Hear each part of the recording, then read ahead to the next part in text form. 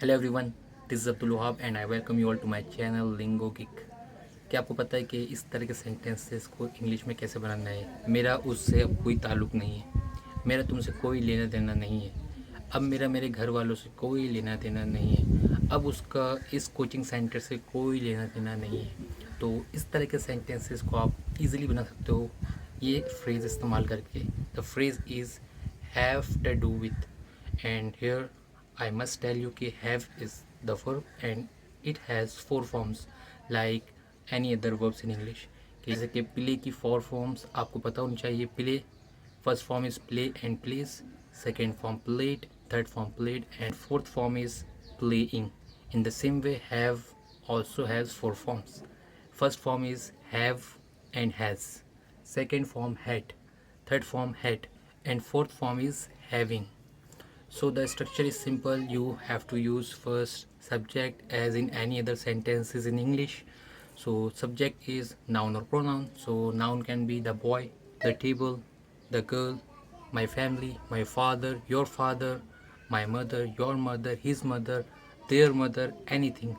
Like it can be pronouns as well, like I मतलब मैं, we मतलब हम, we you मतलब तुम, they वो लोग।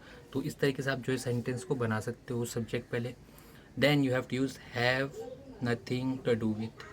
Have has four forms. So in the first form, in the present tense, first form means present tense, you have to use have or has। तो have लगाओगे आप किसके साथ? I, we, you, they, इन चार के साथ क्या आएगा? have। बाकी he, she, it के साथ क्या आएगा? has। और नाउन अगर आपका सिंगुलर, जैसे कि अली, एक अली है, एक की बात हो रही है, तो अली के साथ लगाओगे हैज़। अगर दो बंदे आ जाए, अब दो बंदे आ गए कि अली एंड सुहेल, तो ये दो बंदे हो गए, तो ये हो गया प्लूरल, तो अब आप लगाओगे हैव ना के हैज़। ठीक है, तो ये हो गया आपका सब्जेक्ट। देन एग्रीमेंट के हैव कहाँ आएगा और हैज़ कहाँ आएगा? पास्ट में सिर्फ और सिर्फ हेड लगेगा। आई के साथ भी हेड, वी के साथ भी हेड, ही शी इट के साथ भी हेड। तो अब स्टार्ट करते सेंटेंस को बनाना। तो पहला सेंटेंस है कि मेरा अब उससे कोई ताल्लुक़ नहीं है। तो I subject, I have nothing to do with him, कोई लड़का। I have nothing to do with her, कोई लड़की। I have nothing to do with them, मेरा उनसे कोई ताल्लुक़ नहीं है। कभी होता है ना, बहुत सारे दोस्त यार आपको तंग कर रहे हो किसी और को, और वो आपको बोलते देखो आपके दोस्त तंग कर रहे, तो आप कह सकते हो I have nothing to do with them, मेरा उनसे कोई ताल्लुक़ नहीं है। You must have watch this scene that in a movie father says, मेरा मेरे बेटे से कोई ताल्लुक़ नहीं है। तो ये सेंटेंस बनता है I have nothing to do with my son now.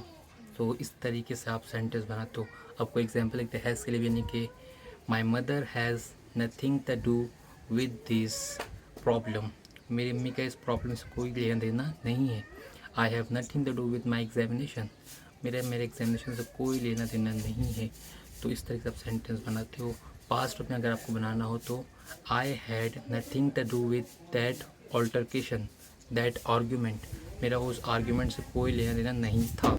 अगर आपको पॉजिटिव सेंटेंस बनाना है तो आप पॉजिटिव ऐसे ही बोल सकते हो कि I have to do with, मेरा लेना देना है। जैसे कि मेरा उससे क्या लेना देना है, मेरा तो तुमसे लेना देना है, तो आप बोल सकते हो I have to do with you, I have to do with. आप नथिंग को उठा करके डायरेक्ट बोलो I have to do with you, मेरा तुमसे लेना देना है। I have to do with my job, मेरा तो मेरे जॉब से लेना देना है, मुझे किसी और जॉब से क्या परवाह। तो in this way you make sentence.